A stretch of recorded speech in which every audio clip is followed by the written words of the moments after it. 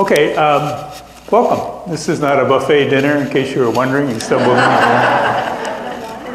They're not paying me, so I'm not giving you anything to eat or drink. My name is Roy Short, and I know maybe a third of you people.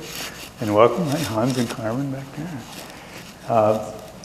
So I've allocated 2.5 hours for this presentation today, so that sound about right? If all goes well, we'll be out of here in an hour, depending on how many questions you have, or less if you just get up and walk out. Let me just go through a little bit about the outline. First of all, we're going to talk a little about who I am and why I feel like I can stand up here and talk about genealogy a little bit. We're going to talk about what a genealogist is. We're going to talk about how you begin to look into your genealogy. How do you do your family search? And it just seems a little overwhelming when you first think about it. But it's not that hard, and I'll give you some tips to get going. There's a little bit of paperwork involved only because it keeps you from getting lost. And it's important that you keep track of what you've done, what you want to do, who you've already looked at, who you've already talked to. Because believe me, a year from now, 6 months from now, you'll forget quite a bit of it, because I have. We're going to talk about interviewing relatives, a very crucial part of this process. They have knowledge that nobody else has, and you have to force yourself sometimes to do that. There's millions of different types of records, maybe not types of records, but there are millions of records available on the internet, in libraries, in courthouses. We got to figure out which ones are important, which ones aren't. How do you find them? How do you interpret them? How do you catalog them? So on.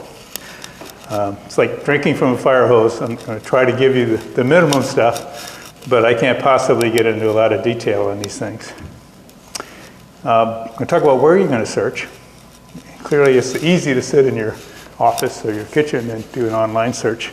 The difficult part is when you have to get up, get in your car, drive to the courthouse, drive to the library, go to the cemeteries, walk around, take pictures of gravestones, go to genealogy conferences, fly to Europe and start talking to people that don't speak your language and try to figure out who they are and whether they know who you are. It can get real complicated. But again, this is a toe in the water kind of a thing today, and hopefully we can just stimulate enough interest that you might want to do some more. Now, I don't pretend to be an expert on DNA, but I know a little bit about it. I'm going to talk about the basics of what you can expect if you do a DNA test in terms of discovering who your family is. And then last but not least, we're going to begin to create a family tree.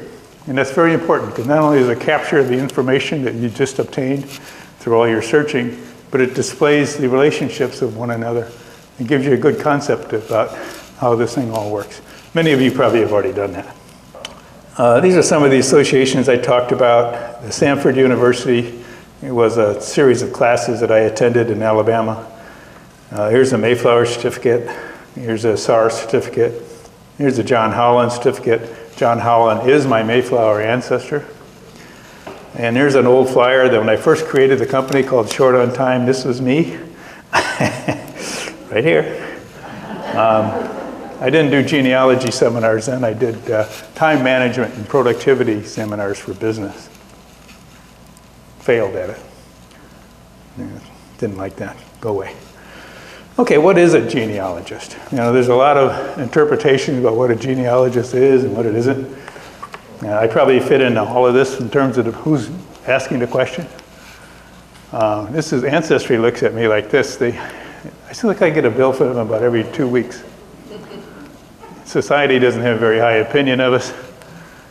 This is how I consider a genealogist. I really think that we are detectives. We're trying to solve a puzzle, trying to solve a problem.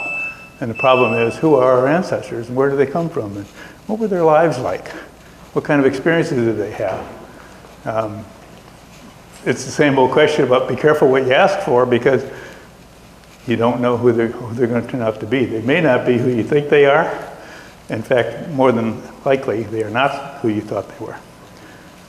A couple of quick examples. I had a friend ask me to look into their grandfather, who said that he was a Revolutionary War hero. I'm sorry, Civil War hero. And he had medals and all kinds of stuff to prove it. He said, but I don't know what happened to him after the Civil War. He just sort of vanished. And so he asked me to look into it. Well, I found him. He was hung in Wyoming in 1877 for stealing a horse. So that sort of clouded his judgment on this great Civil War hero that he had. So you do have to be a little careful. Okay. Simply defined, a genealogist is just a person who studies and traces family history for fun or profit. And I still do it more for fun than I do for profit, but hey, you guys got to have something to do. Okay, the reason we study genealogy is we want to trace lineages. We want to learn our family history. We want to learn where we came from. You know, what was our ethnicity? Are we really from Ireland? No, everybody told us we were. My parents always told me I was Irish and German. That's it. That's all they knew. Well, it turns out there's a lot more to it than that. I got some Irish and some German, but I have a lot of other things in there too, and you probably do too. You can learn medical history, although most people don't use genealogy for that. You can confirm or disprove folklore. Boy, how many of us have heard stories from our parents and grandparents and aunts and uncles about things that happened when they were kids and things that when they went to school and so on? Most of them didn't happen, or they happened differently than they remembered them. Doesn't mean they were lying, it just means they weren't first-person witnesses to these events, so they're just passing along the story. But it's fun. Starting a career, well, I'm not going to do that. Okay, so how do we get started? First thing you want to do is figure out what it is you want to know. Don't just say, I want to learn my family history.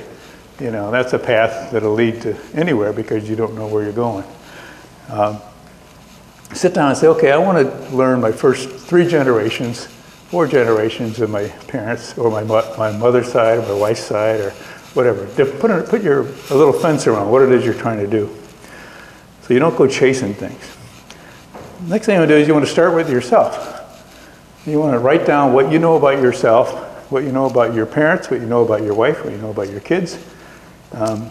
Start documenting that. And that'll make it easy to stimulate questions. You can go backwards. Then you want to work backwards 1 generation at a time. So once you got yourself figured out, try figuring out what your old man was like. And where did your mom come from? What was she like?